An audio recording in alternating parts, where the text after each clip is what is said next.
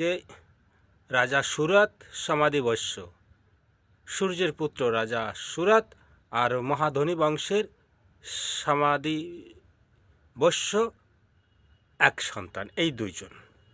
এই লম্বা চওড়া এক কাহানি।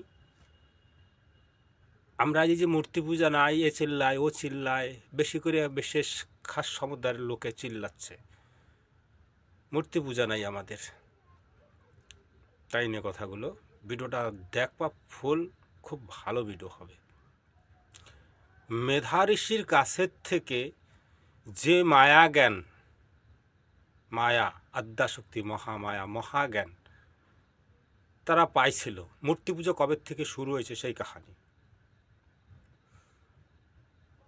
সেই মেধা ঋষির কাছের থেকে মায়া কি জিনিস, মায়াকে কি করে চেনা যায়, মায়াকে কি করে জানা যায়, প্রথম পৃথিবীতে কোথার থেকে কিভাবে মূর্তি পূজা হয়েছে, তারই ছোট্ট একটা আমার জ্ঞান মতো আমি আমার প্রভু ওই যে পরমেশ্বর ভোলানাথ পিছনে আছে, ওনার থেকে পাইছি, সেটুকু তোমাদের কাছে শোনাবার, ওদের একটু জবাব দেব।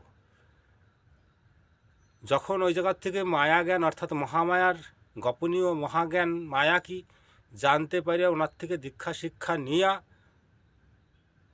দেবী শক্তি যে মায়া জ্ঞানের কথাগুলো বলছিল মেধা ঋষি, তারই নাম দেবী শক্তি। যে যে দেবীর আরাধনা ব্রত কথা বলছিল তারই নাম সপ্তসতী।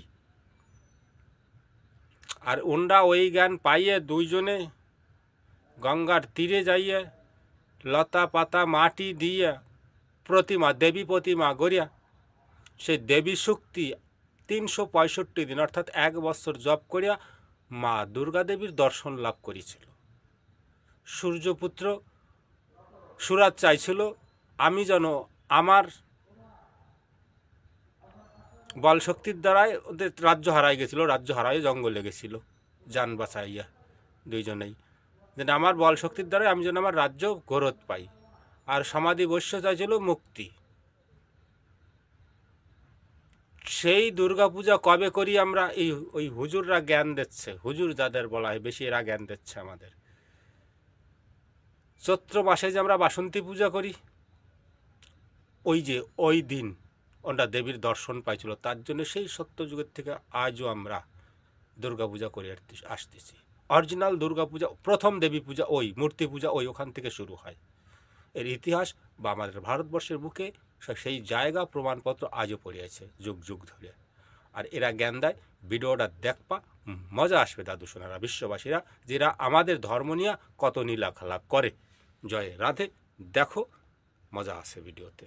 আর আমার ভিডিওগুলো একটু দেখে তোমরা একটু আমার সাপোর্ট করো, লাইক শেয়ার সাবস্ক্রাইব আর কমেন্ট করো, ঠিক আছে? তোমরা বলতে পারো না, একটুখানি ভালোবাসা দিয়া সাবস্ক্রাইবার করে তোমাদের হাতে হাতে কাছে কাছে রাখলে, একটু হ্যাঁ বললে যে দাদা আসি সাথে, আমি পারবো এদের উপযুক্ত জবাব দিতে। শব্দবান কি করে চালাতে হয়।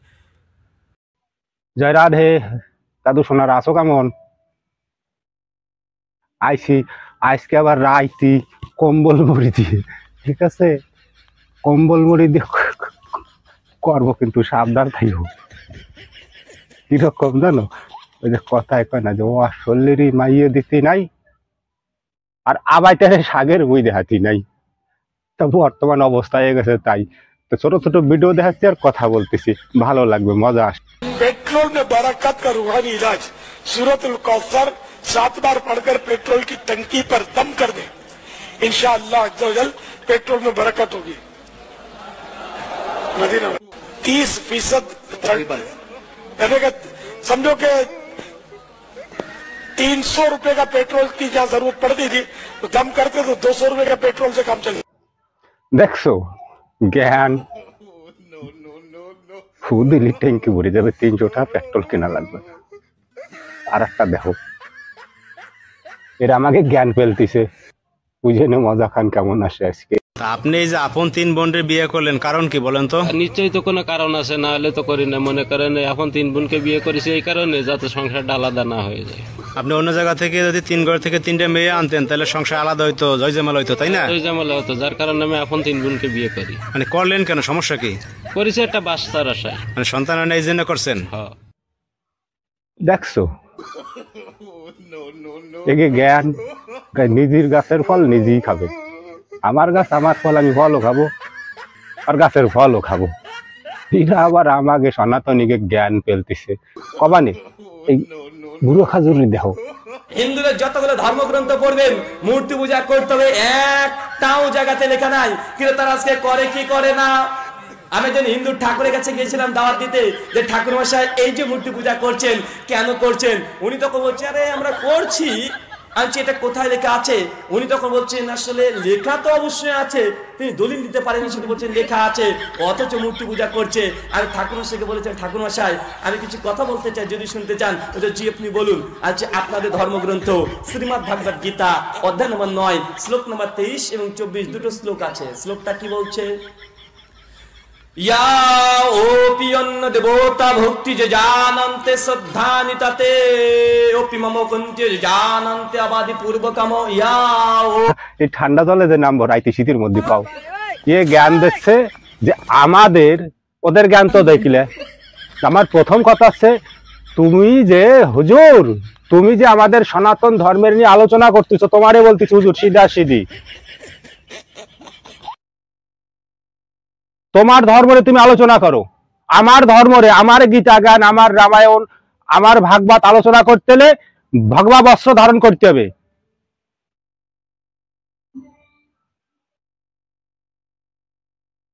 কেননা তুমি ভগবা সাধু না, তুমি সাধু হয়েছো ইসলামের, ইসলামের জ্ঞান দাও।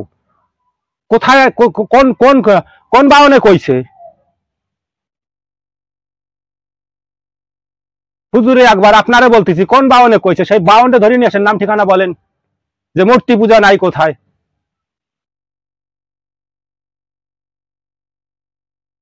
বাউনের মন্ত্র বাউনে পড়ে, সাধুতি পড়ে। তুমি সাধু না সনাতন ধর্মের। আমাদের দেখো কোনোদিনও কোনো জায়গায় কাউকে আর এক ধর্মের সমালোচনা করতে, তোমরা কেন করো? মূর্তি পূজা নাই, ইতিহাস পড়ো কিছু, আমরা ইতিহাস পড়ি। দুনিয়ারে পাগল বুঝানে ছাড়িয়ে দাও, ইতিহাস শোনাচ্ছ। মূর্তি পূজা, সাগর রাজার 60,000 সন্তান ছিল। অশ্বমেধ যজ্ঞে তারা যে কোনো কারণে, বহুত লম্বা কাহিনী, এত বলা যায় না ভিডিওতে। সাগর রাজার যজ্ঞ দেখা ইন্দ্র সাগর রাজার অশ্বরে হরণ করে কপিল মুনির আশ্রমে পাতালে বাঁধে থুয়েছিল। খুঁজতে খুঁজতে যাইয়া তারপরে ওই জায়গা যখন ওই মনির অত্যাচার করে ঘোড়া ছাড়াই আনতে গেছে, মনির দৃষ্টিতেই সাগর রাজা 60,000 সন্তান ভস্য হয়ে গেছে। ফাইজলামি জ্ঞান দিচ্ছ দুনিয়ার হুজুর। হ্যাঁ, মূর্তি পূজা নাই। এইদিকে রাজা সুরত, সূর্যের পুত্র, ওই ধরে সমাধি বর্ষ, ইতিহাসে লেখা আছে, জায়গা প্রমাণ আছে যে কবে কোথায় মূর্তি পূজা সৃষ্টি হয়েছে। মেধশ্রীর আশ্রমে এই দুইজনে কি জ্ঞান নিছিল? দেবী শক্তি আমাদের মধ্যে কোথার থেকে আইছে? রাজা সুরত আর সমাধি বর্ষ, এই দুইজন মেধশ্রীর থেকে এই মহাজ্ঞান আমাদের দিয়ে গেছে। সনাতন ধর্মের প্রচার করতেছে, ওনারা যেন ঠিকই দেশে, মানে এনাদের কি কি কি করার দরকার, কি বলার দরকার, এর জবাব আমি ভালোভাবেই জানি। তো আমার দেশবাসী, আমার সনাতনবাসী, এরা যদি আমার একটু সাপোর্ট করে না, তবে এদের আমি উপযুক্ত জবাব দিতে পারবো। কেন এদের অস্ত্রিত পারা যাবে না, শব্দ বানে জর্জরিত করে তুলতে হবে, তবে এই অসুরদের সাথে পারা যাবে। এরাই কলির অসুর। নিজেদের জ্ঞান, নিজেদের সংসার ঠিক নাই, একজনে ফু মারে ট্যাঙ্কি ভরিয়ে দেবে, ওটা ঠিক কর, ফুতে কোনোদিন ট্যাঙ্কি ভরে, এই কাঠ ফাজিলির দলরা। আর একজনে ঘরের নিজের মার পেটের বোন, 3 মার বুন্ডি বিয়ে করে বসে, তোদেরাই জ্ঞান, তোরা এসে আমাদের জ্ঞান দিতে সনাতন ধর্মের, তাই না? এটা ফাজলি পাইনি বোধার অসল্লির নাতি বা তাররা। হ্যাঁ, ভাগবত, তুমি মানুষ, তোমার ভাগবত কথা বলার অধিকার আছে। ভাগবত কথা বলতে হলে আগে ভগবান রাগ ধারণ করতে হবে, রুদ্রাক্ষের মালা পড়তে হবে, সিন্দুর লাগাইতে হবে, শক্তি মন্ত্রে দীক্ষিত হবে, তারপর তার ভাগবত কথা বলার অধিকার আছে। ভাগবত এইভাবেই শুদ্ধ শোধন রাখা যায়, প্রত্যেকটা জিনিস আমাদের এইভাবে পবিত্র থাকে। আমরা গীতা যে জায়গা মাথায় আঠা দিই না, কবি পাক ছাক হয় সারা ধরি না, ভাগবত তাই। তোমরা নিজের বুনির সাথে সবা হু দিয়ে ট্যাঙ্কি মারবা, মানে কি কি কি কি করো দুনিয়ার কুকীর্তি আমরা দেখতেছি সব। আর তোমরা আসো আমাদের ভাগবাদ কথা শুনাইতে। হ্যাঁ, তোমাকে কয় না ওই যে অসল্লিরই মাইয়ে দিতি নাই আর আবার তেরে সাগের বই দেখাইতি নাই, এরা আছে যেরম অসল্লি সেরম আবাতিয়া। আর এদের জবাব আমার জানা আছে, ওরা শব্দ মানে এদের আমি জর্জরিত করে দেবো। শুধু আমার দেশবাসী, আমার সনাতনবাসী আমার দেশ সাপোর্ট করে এই চ্যানেলটারে, তবেই দেখো এদের আমি, তোমরা বলতে না পারো আমি বলতে পারবো এদের কি বলা যায়। যা ইচ্ছা তাই পাই নেছে, যা ইচ্ছা তাই বানিয়েছে, কেউ কিছু বলে না। ইয়ে দিয়েছে ওনাকে ঠেয়েছেন বুধা, নিজের ঘরে শোন নাই আর একজন চালি উড়ে গেছে পাদে।